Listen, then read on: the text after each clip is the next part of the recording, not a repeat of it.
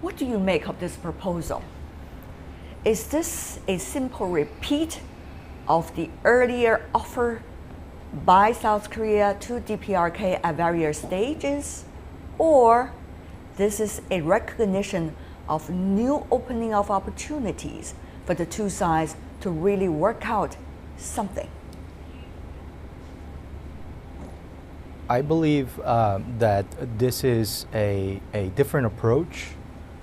President Moon has made his intentions clear during the Berlin Declaration while he was visiting Germany on the G20 summit. His stopover in Berlin, he has stated his intention to try to seek dialogue with the North Koreans. This is a different kind of an approach than the one that was proposed earlier in coordination with the United States, where the allies would try to get the North Koreans to come to the bargaining table on their terms. But it seems that Mr. Moon is exploring the possibility of different kinds of dialogues with North Korea, and it'd be interesting to see whether he succeeds in this regard. Mr. Pollack, compared to Seoul's offer to Pyongyang about two dialogues, Washington now is trying to propose more sanctions against the DPRK at the United Nations. When these two combine together, will they be even more strengthful than they are being used individually? Or this is very different approaches the two governments feel they should have toward the DPRK? Well, when it's good to talk to you, Jianqun. Great to have you, sir. When President Moon met with President Trump, there was an agreement between the two presidents that South Korea would attempt to use possible engagement of certain kinds with North Korea, if possible, if there was a response on the other end of the phone, so to speak. So far, frankly, North Korea has given South Korea no encouragement whatsoever. Maybe the fact that they have not responded to yesterday's offer is at least a partial positive sign. But what President Moon understands is that he has a limited space in which he is trying to operate to see if there is any meaningful possibility for sensible tension reduction measures along the DMZ, perhaps in the Northern Islands. We'll see, but I must say, so far the responses from North Korea have been very negative. North Korea 3 days ago, issued its first real response to President Moon's Berlin speech. It was longer than President Moon's speech. It was very critical, and even though it did not castigate him by name. So there are a lot of question marks here, and so it's an effort to test the waters. I'm not surprised that President Moon has made it, but I don't think he wants to be too far out in front of this larger strategy that is an effort to impose new sanctions on the North. Now, Mr. Teng in Beijing, what does this offer mean? It is not just talking to Pyongyang. It is talking to the international community and the regional powers, including China, about what South Korea is trying to offer to Pyongyang. So now, is this also putting China into a challenging, even more challenging situation? That if Pyongyang would not respond positively to this offer by South Korea, China will have even fewer options not to follow what South Korea and the United States originally were talking about, which is having bigger sanctions, more pressure onto Pyongyang. Actually, Chinese government already has given a very clear-cut position toward the policy by Moon Jae-in, and our spokesman from ministry said that China will be 100% in favor of any contact between the two sides in Korean Peninsula. It seems to us that President Moon Jae-in would like to have a policy very different from the previous two presidents of ROK.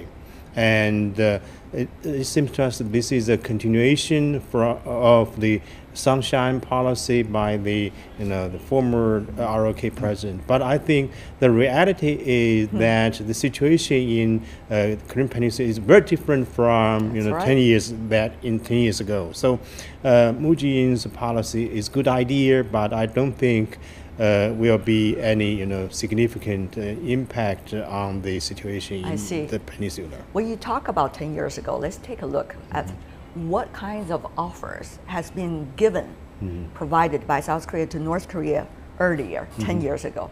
From the year 1998 to the year 2008, there was a flurry of talks and exchange programs between Pyongyang and Seoul. During that period of time, two liberal South Korean presidents went to Pyongyang and held landmark summit talks with then leader Kim Jong-il, the father of Kim Jong-un.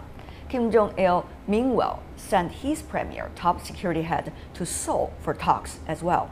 In August 2015, DPRK's #2 leader and South Korea's national security director also met at a place that commonly agreed by the two sides and reached a deal on averting possible bloodshed over a landmine blast.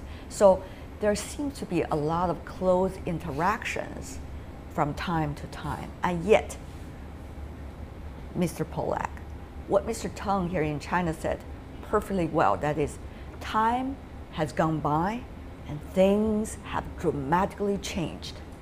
One of the things, Mr. Pollack, you know better than anyone else, is the DPRK has developed a very high capability when it comes to producing nuclear weapons possibility toward the United States. So how patient do you think all sides will give DPRK to respond to this offer coming from South Korea? Secondly, the question is, do we have other options as DPRK is getting ever closer to the point? Well, first of all, I would agree very much with Mr. Teng that things have moved on, not only in terms of North Korea's military capabilities, but also we're now dealing with a very different leader in Kim Jong-un, who really has, so far as I know, has not met with any foreign leader to this point. So those are objective conditions that we must be mindful of. I think the challenge here for President Moon is, having put this offer, so to speak, on the table, that he can't repeatedly chase after Pyongyang if Pyongyang does not provide any kind of meaningful response to it, or proposes something that would so disadvantage South Korea and so disadvantage the larger strategy in which China also participates in trying to inhibit North Korea's nuclear weapons and missile development. Right. I don't think anyone believes that sanctions alone are a solution to this. It's a much bigger question, but the challenge here fundamentally is to impose costs on North Korea, to make it more difficult for it to sustain these weapons programs, which are a danger to the peninsula, to the region, and to the United States. Mr. Kim, how much time and space do you think South Korea and the current administration would give to Pyongyang in terms of their response and the nature of their response? The Minister of Unification, Jo Myung-gun, has already stated that the South Korean government will take a steady and very patient approach with regards to dialogues with North Korea. So it seems to me that even if the response is negative, that the administration will still look for opportunities of dialogue. The danger here, obviously, is that if the North Koreans do agree to a dialogue, then there is a problem for the United States to think through on whether or not to follow through on with the South Korean lead on the dialogue, how far they're willing to go in terms of waiting out to see whether these dialogues result in any meaningful outcomes, or the United States decides to go its own path and essentially raise tensions in the region, which can potentially derail the dialogue process altogether. So this is, there's a coordination problem on the other side should North Korea agree to this discussion, which is part of the reason why I think the response from Washington and also in Tokyo to this overture has been relatively lukewarm at best. And the view from the Trump administration is that you know, they're going to defer to Seoul on exactly what is going to result from this exchange. Right. There are two things, Mr. Pollack. Before I go to Mr. Teng, I do want you to help us understand better. One is this could be a strategy. Whether DPRK agree to the talks or in a way try to wait until a certain time to come out with certain message.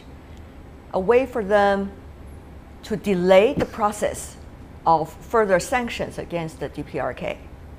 This could also be an opportunity that DPRK seek to eventually talk to the United States through, first of all, a talk with South Korea. But the question really is, as much as it is in the hands of DPRK to decide the nature of this, it is also in the hands of Washington, D.C. to decide where things are going from here. Mr. Pollack, what about that thinking process now in Washington? Well, the Trump administration has tried to articulate and pursue and pay a great deal of attention to its strategies towards North Korea. There's some uncertainty about how fully a lot of these plans will be implemented, although very frankly, some that are now under consideration might very, very well include the additional possibilities of secondary sanctions that go beyond the ones that the U.S. has undertaken to this point. So then that involves China as well. I think it's understood that communication with North Korea under the best of circumstances is extremely difficult. And I can understand President Moon's desire to try to open the door just a little, but North Korea has made very, very clear that in its view, South Korea plays no role whatsoever with respect to anything pertaining to the nuclear weapons and missile program. They've been very, very explicit about that. So the question really is, Mr. Pollack, it is about North Korea, the DPRK, and the United States. So in whichever case, whether there's going to be a dialogue between the North and the South, what is likely to be the response of this Trump administration? And of course, we need to bear in mind that Washington is now in a paralysis rather than in the best time of his strength. So is there going to be a rational decision coming out? You're asking me for a crystal ball that I don't possess. I think, though, that despite the Trump administration's great political difficulties at present, there is an ongoing process through the national security system that is addressing many of these issues, and which I think the president accepts in the midst of all this other turmoil. But you know, so much will depend, frankly, on what North Korea does or does not decide to do at this point. And for that, we are all waiting to see. Whatever the two sides do, it will always be in the interest of China to have a very close eye on and make sure that the two will come to some kinds of conclusion and agreement. But Mr. Teng, that role has been very challenging. So at this point, what options does China have? Actually, we have three choices on the table. First, the dialogue. Second, the sanction, and the last is war against each other. I think, as proposed, I think any party concerned in this region, for example, the two Koreans and United States, China. So there is a possibility for the military clash in this region.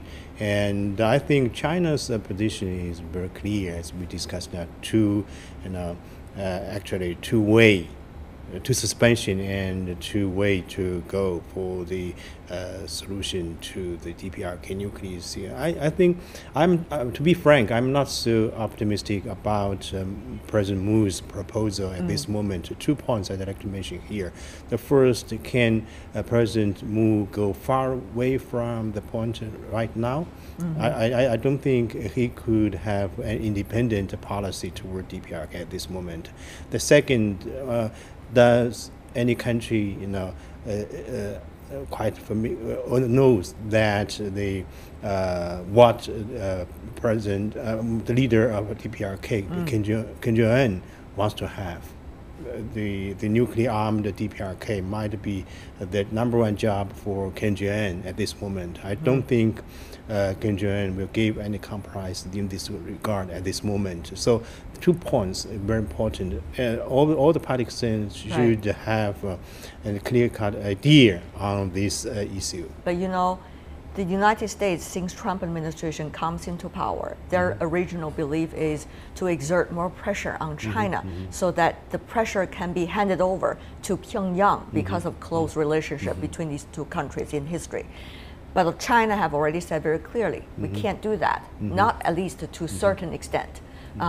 Then the thing becoming ever more complicated because eventually the pressure will be on China's shoulder, even though China shouldn't, as it believes, shoulder those responsibilities. But that's the only country that the U.S. could talk to in terms of exerting any pressure on DPRK. So how is China going to come out of that very cornered situation, which is not created by itself? Generally speaking, I think the role played by the Chinese government has been very important in dealing with the DPRK nuclear issue, so far. Yeah. But I don't think China has been the key player in this game. The two players are DPRK and the United States. At every specific occasion, the two sides always played game of war, of the nuclear issue. So this is not China's responsibility to deal with such a challengeable issue in this region. Okay, so Mr. Kim, two things. One choice is that maybe dialogues and talks could begin. Maybe Pyongyang would change its approach toward whether South or the United States international community as well. But maybe at the same time, it is still developing its nuclear program, nuclear weapon program.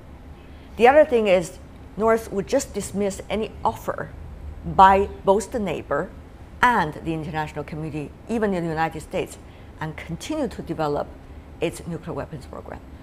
So all of these possibilities exist.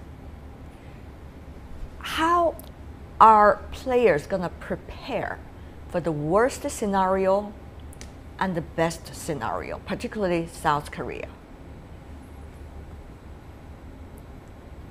First of all, let me just state for the record that Dr. Pollack's original statement about the Allies' position on dialogue, I would have to agree with that.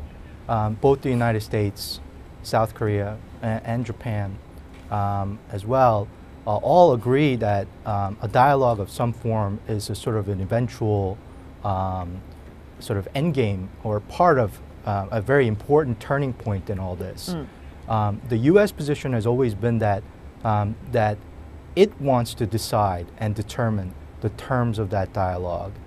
And as I stated earlier, it seems South Korea wants to test where, and as Dr. Pollack has pointed out earlier, that some possible areas or pockets of meaningful issues where the two sides can come to some sort of an agreement on. So I think everybody agrees that dialogue is an important a tool. They would like to get there, but they would like to get there on their terms and not have North Korea define those terms.